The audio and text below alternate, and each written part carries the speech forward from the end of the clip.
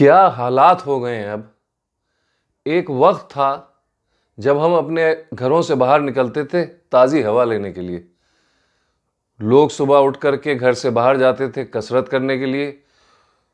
ये कहा जाता है कि सुबह की ताज़ी हवा हमारी सेहत के लिए बेहद अच्छी होती है, मगर अब ऐसा नहीं है। अब वही हवा जो पहले बहुत अच्छी होती थी हमारी सेहत के लिए बहुत नुकसानदेह हो गई है। पहले हमें दूर खड़ी बिल्डिंग भी साफ नज़र आती थी, मगर अब ना तो दूर वाली बिल्डिंग नज़र आती है साफ, और ना हवा में वो प्योरिटी है जो पहले कभी हुआ करती थी। नमस्कार दोस्तों, डीएनपी इंडिया में आपका एक बार फिर स्वागत है। मैं हूं आपका होस्ट और दोस्त मेहदी, और आप देख रहे हैं अपना मनपसंद शो हम तुम विद मेहदी। दोस्तों, वर्ल्ड एयर क्वालिटी रिपोर्ट 2020 के मुताबिक दुनिया के 30 मोस्ट पोल्यूटेड शहरों में से 22 शहर हमारे हिंदुस्तान में हैं। और यही नहीं, दिल्ली जो कि हमारा कैपिटल है वो मोस्ट पोल्यूटेड कैपिटल है। हालांकि रिपोर्ट में ये भी बताया गया है कि 2019 के मुकाबले 2020 में एयर क्वालिटी में 15% का इम्प्रूवमेंट हुआ था। प्रॉबेबली ये इम्प्रूवमेंट लॉकडाउन की वजह से हुआ होगा। ये report Swiss IQ air organisation ने जारी की है। दिल्ली के अलावा 30 सबसे पोल्यूटेड शहरों में से उत्तर प्रदेश के गाजियाबाद, बुलंदशहर, बिसरख, जलालपुर, नोएडा, ग्रेटर नोएडा, कानपुर, लखनऊ, मेरठ, आगरा और मुजफ्फरनगर शामिल हैं। राजस्थान का भिवाड़ी और हरियाणा के फरीदाबाद, जींद, गुरुग्राम, यमुनानगर, रोहतक और धरूहेड़ा भी शामिल हैं। और इन सब के साथ ही बिहार का मुजफ्फरपुर भी दुनिया की 30 सबसे पोल्यूटेड शहरों में से एक है।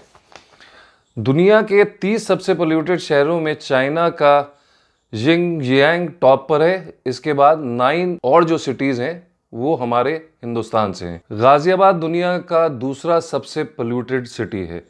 इस लिस्ट में दिल्ली 10वें नंबर पे है। क्यूएयर के रिसर्चरों ने ग्राउंड मॉनिटरिंग स्टेशन के जरिए 106 देशों में मिले PM 2.5 के डेटा के आधार पर यह रिपोर्ट तैयार की है। अब आप सोच रहे होंगे PM 2.5 क्या होता है। PM 2.5 बहुत माइन्यूट पार्टिकल्स होते हैं जो कि हमें नेकेड आई से नहीं दिखते। इसके लिए आपको माइक्रोस्कोप की ज़रूरत पड़ती है, और ये पार्टिकल्स हमारे सांस के ज़रिए हमारी बॉडी में बहुत आसानी से चले जाते हैं, और हमारे लंग्स और हार्ट के लिए ये काफ़ी हानिकारक साबित हो सकते हैं। ये आगे चलकर लंग्स और हार्ट से जुड़ी बीमारियों की वजह बनते हैं। अगर किसी शहर के PM 2.5 12 माइक्रोग्राम या उससे नीचे होती है तो उस शहर की हवा को या उस शहर की एयर क्वालिटी को हम अच्छा मानते हैं। पोल्यूटेड हवा में सांस लेने से हमारी सेहत के ऊपर बहुत बुरा असर पड़ रहा है।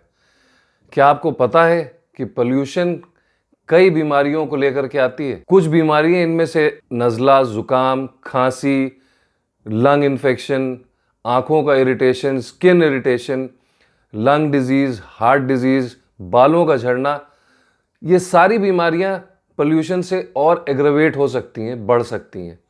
इसके अलावा एस्थमेटिक पेशेंट्स के लिए पोल्यूशन बहुत बुरा होता है।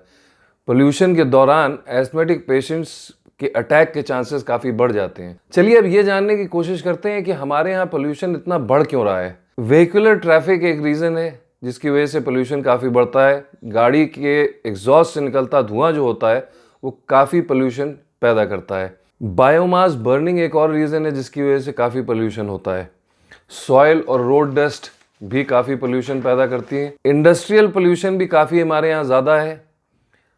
ओपन वेस्ट बर्निंग से हमारी हवा काफ़ी प्रदूषित होती है। डीजल जनरेटर्स से भी पोल्यूशन काफ़ी बढ़ता है। पावर प्लांट्स भी पोल्यूशन काफ़ी बढ़ाते हैं।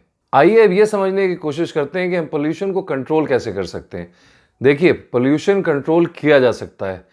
इसके लिए बहुत सारे कदम एक साथ उठाने की ज़रूरत है, जिसमें से कुछ इस तरह से हैं कि हमें थर्मल पावर प्लांट एमिशन को कम करने की ज़रूरत है। दूसरी चीज़ जो हम कर सकते हैं वो ये कर सकते हैं कि इंडस्ट्रियल एमिशन नॉर्म्स को हम और सख्त बनाएं और उसे स्ट्रिक्टली इम्प्लीमेंट करें। घरों में सॉलिड फ्यूल यूजेज जो है उसे भी हमें ख़त्म करना होगा। ब्रिक मेकिंग में भी हमें सुधार करने की ज़रूरत है। व्हीकुलर ट्रैफिक जहाँ से इतना पोल्यूशन आता है उसके लिए भी हमें कुछ सोचने की ज़रूरत है। इसके अलावा पेड़ों को लगाना एक बहुत अच्छी और सरल और आसान चीज़ है जिसको कि हम कर सकते हैं। ग्रीनरी काफ़ी हद तक पोल्यूशन ख़त्म करती है। हमें पेड़ों को काटना बंद करना होगा, नए नए पेड़ लगाने होंगे ताकि हम पोल्यूशन को काफ़ी कंट्रोल कर सकें। पोल्यूशन से बचने के लिए आप काफ़ी कुछ कर सकते हैं। पोल्यूशन तो देखिए अब ज़िंदगी में हमारे अभी है ही। जब तक कि पोल्यूशन कंट्रोल हम नहीं कर लेते तब तक ये ज़रूरी है कि हम कुछ एहतियात करें। कुछ एहतियात इस तरह से है कि जब AQI इंडेक्स 150 से ज़्यादा हो तो आप फिज़िकल एक्टिविटी वाली एक्सरसाइज जैसे कि क्रिकेट, हॉकी, साइकिलिंग, मैराथन जैसी चीज़ों से परहेज़ करें। जब पोल्यूशन लेवल 200 से ज़्यादा हो तो पार्क में दौड़ने और टहलने ना जाएं। अगर पोल्यूशन इंडेक्स 300 से ज़्यादा है तो लंबी दूरी की वॉक ना करें। जब स्तर 400 के ऊपर चला जाता है तो कोशिश करें कि आप घर में रहें। सामान्य वॉक भी करना ऐसे में ठीक नहीं होता है। जब पोल्यूशन लेवल 1000 के ऊपर निकल जाता है तो ये एक हेल्थ इमरजेंसी हो जाती है। इस लेवल पर बिल्कुल भी घर से बाहर ना निकलें।